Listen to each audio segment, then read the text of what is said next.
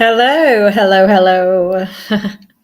I'm not going to start singing, but I'm going to do this, just this final video of the day, and I'm off, and that's what I do. I tend to do these videos, and then I go off about my own merry way, and just enjoy my life. Enjoy my life. I've been walking today, this morning,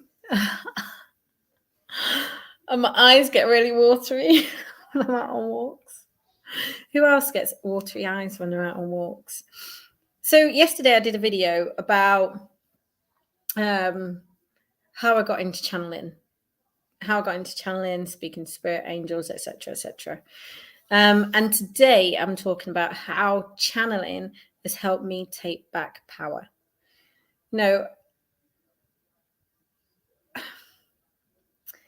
What I noticed was I was spending a lot more time looking at other people's energy rather than like really focusing in on my own energy and how I felt and how this physical bit of kit felt too. And that meant what I was putting in it, what I was doing to it. And I identified, and this is what comes up for a lot of my clients as well, is that we're having these messages. Some of them are going, hey, you need to sort your stuff out. You need to sort yourself out. And I had those messages. Now, this may not be for everyone. And if it's not for you, you're okay to move on. Okay. But channeling helped me take back power. And someone asked me the other day on a podcast, what is taking back power? Taking back your own inner strength.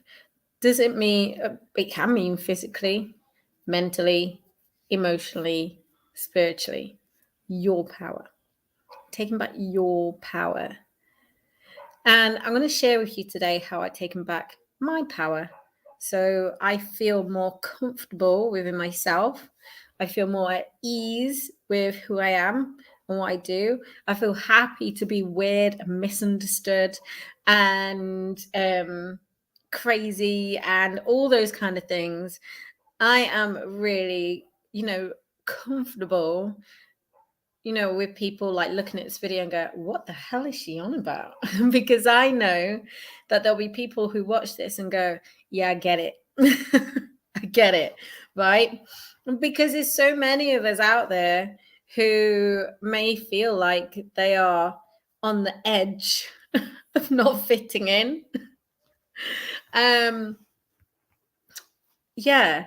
And when you're on the edge of not fitting in, and you can hear my son, why you keep licking me?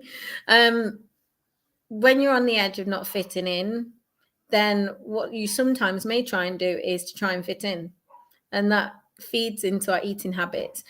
But usually spirit and our angels and our guides are actually going, hey, I'm trying to talk to you right now. Or you'll get messages sent through your body. So you'll get physical messages for your body.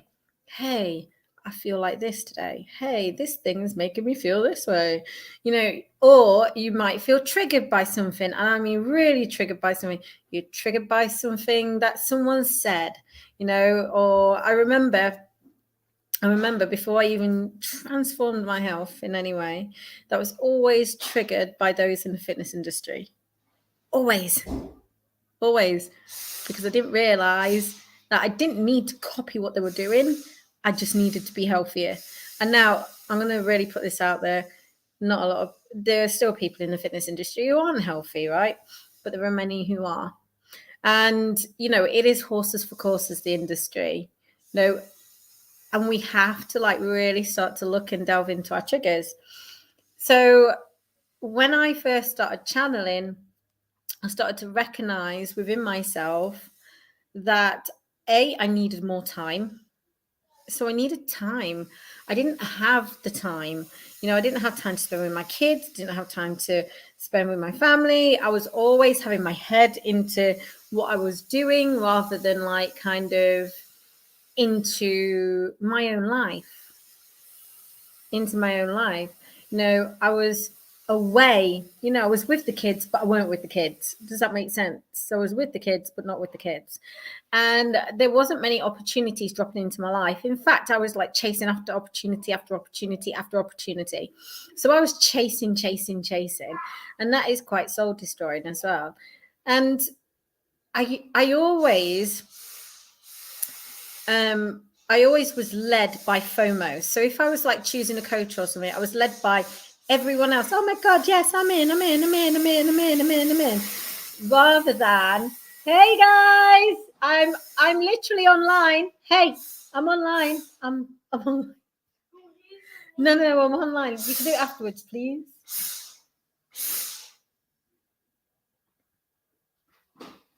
Thank you. He's hoovering. So, I would choose coaches based on FOMO. So I'd be watching what everyone else is doing and then go, oh my God, yeah, I really want to do this too. Or I wouldn't invest in myself. So that was a massive thing as well. I wouldn't invest in myself. The creative paths that I wanted to take as a writer, as a speaker, as a healer, I was like really kind of putting off and putting on the back burner as well. So like writing, for instance, I was putting off writing. I was putting off, you know, just actually opening my claptrap, right? I was putting off, you know, wanting to heal or following that path of being a healer. And I always got things wrong as well. So you might actually identify with this. And what I really needed was clarity, focus, and direction. So I needed those three things to like kind of, and that came from sitting with myself and learning to channel. No, as I said in yesterday's video, channeling actually came in when I was working with my clients. I was hearing stuff. No, I don't want them hoovering up. Thank you. I was hearing stuff coming in and then obviously repeating it back to my clients and stuff. So I was hearing all those things. And during that time, I found that I needed to have a deeper connection to my physicality. So having that deeper connection to my physicality, to my health, to just to my body, how it feels, especially how it feels when I'm frustrated by something, right? I'm probably a little bit frustrated by the fact that he's hoovering, but it's a really great thing that he's actually hoovering at the same time.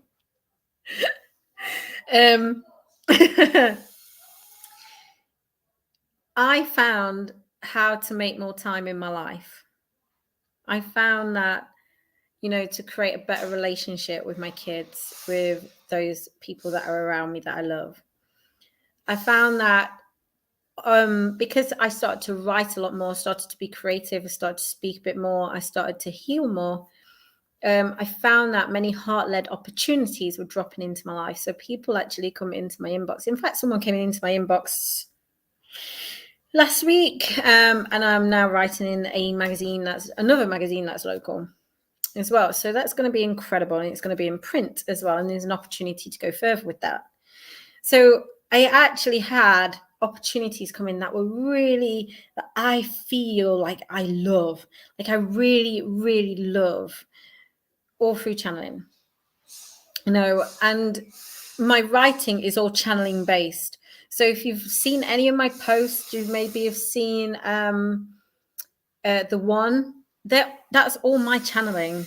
It's all from my heart, from my soul, from my mind, and then out on paper. It's just everything. No, I kind of just get it in and then put it out there.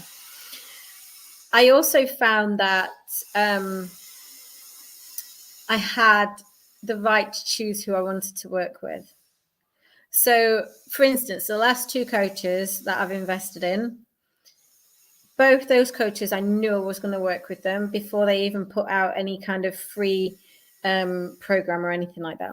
I'd already said, is there any further, you know, what program are you bringing out?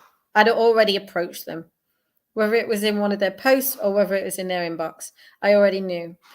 And I've done this to people before where I've sent messages into their inbox, which I've obviously stopped doing now, to work with me. Now, if anyone comes into my inbox to work with me now, it's literally a straight no, because I know what I want and I know who I want to work with. And that's what really, really works for me. And I work with the right people because of it. So I know, I sense, and I don't go on the FOMO of everyone else's energy. Oh my God, I'm in. No. I already know that I want to work with that person because they've got something that I need. So I've already identified, okay, I really, really need this thing. So that's when that person is highlighted to me more. Their posts will automatically come up in front of me. And I know that I want to work with them. I just know. No, I even turned down someone the other day who turned up in my inbox to sell me something. I was like, no, it's okay. Thank you very much, though. No, by channeling, I'm able to write. I channel as I speak. I'm not channeling 24/7 because that is really tiring. It is really tiring. So I don't want to. So I know like how to, just go about my day and switch it all off and stuff like that. And the memory bank helps very well with that as well. If you've not seen that video from a few days ago, the memory bank. And I feel what is right for me. I go with my gut instinct, and by doing those things has helped me take back power in my life. When I say take back power as I mentioned, in all my relationships, my time back, take back power in the opportunities that I choose to do, because I choose those opportunities and the right opportunities always land in my inbox. I choose who I want to work with. That's a powerful thing in itself to go, right, okay, I'm working with that person. I know exactly what I need right now and I need X, Y, and Z. And they got X, Y, and Z. I'm going to hire them. So I already know. That's a powerful thing to do. When you don't know, you'll feel confused. You'll feel confuddled. You'll feel like discombobulated. You'll feel ungrounded. You won't know what to do. You kind of like pick up on everyone else's FOMO, and then you'll go and rush into a program that sometimes may not work for you, or you might not even actually do the work that's involved. So that's something to really look out for. And taking back power means that I can write as I want to. I write freely as I want to. I know my marketing isn't for everyone. I know the one definitely is not for everyone.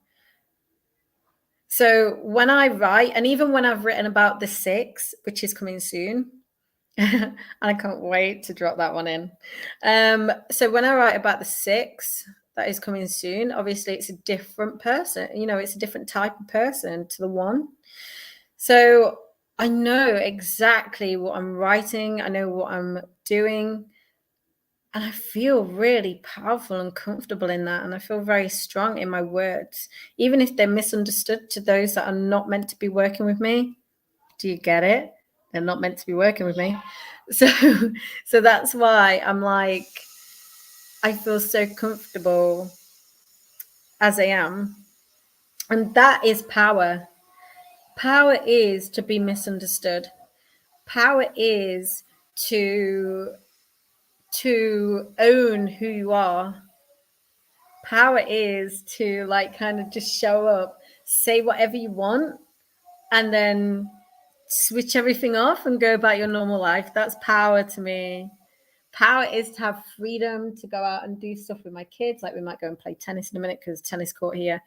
Or the world is our oyster. That's power, right? Power is doing what's right for you and knowing it, because it is felt. It's not just channeled, it is felt. Every time people go on about this, the body is separate than everything else. I'm like, that's just bullshit, because the body is all part of it. Okay, yeah, if you believe in the soul in a body and the body is just a vessel, what would you want to do then? Do you want to treat your vessel like shit? Right? Do you want to do that? And then what you're doing is when you get to about 30, 40 years old, you go in, oh shit, right? I really wish, if you come to the end of your life in your 30s, you're like looking back over your life and going, oh shit, I really wish I'd done X, Y, and Z. I really wish I did this to my body. I really wish I'd helped my body. Because your body is connected to it all. If you want to live on this earth, on this planet right now, this thing. And that does not mean, and this is also equally taking power back as well. That means you create a loving relationship with whatever you put in your body. With whatever you put in your body. You create a loving, peaceful, harmonious relationship with it. Whatever you put in your body. Yet your body might scream at you, but when you've got a harmonious and peaceful relationship with something, you're more likely to let go of it, especially if you're really attached to this. Especially if you go, oh, you know what, I hate making myself freaking feel this way. And I know when I'm doing this to myself, I have less of a connection sometimes. I have more of a connection to everyone else, less of a connection to here. So this may resonate with you, this may not resonate with you, but channeling has helped me take back my power. And that's why I spoke about today, not channeling for other people, right? Channeling for you. You channel for you. Yes, we channel for other people, but then what we're doing is we're being very hyper vigilant and we're just focusing on everyone else and we're directing the attention away from us. When we bring the attention back to us and we become very aware of this piece of kit, we take back even more power. So much more power. So much power. So I'm going to leave it there for today. 16 minutes again. Trina, man. You know what? It's one of those things. You might notice I do love to waffle as well. So I'm a little bit of a waffler. But I do try and stick to my notes. I have got notes in front of me as I'm reading, as I'm like talking. Anyway, I'm going to leave it there for today. Have the most amazing weekend. It will be a video for tomorrow. Remember, it's no internet day here in the Kavanagh-Thomas household. This is not our house. But it'll be no internet day tomorrow. So I've got a video that's going to be released tomorrow morning, I think. Friday. It's not Friday, it's Saturday. Yes, it's Saturday. Anyway, I'm going to go. Speak soon. Yeah. Bye.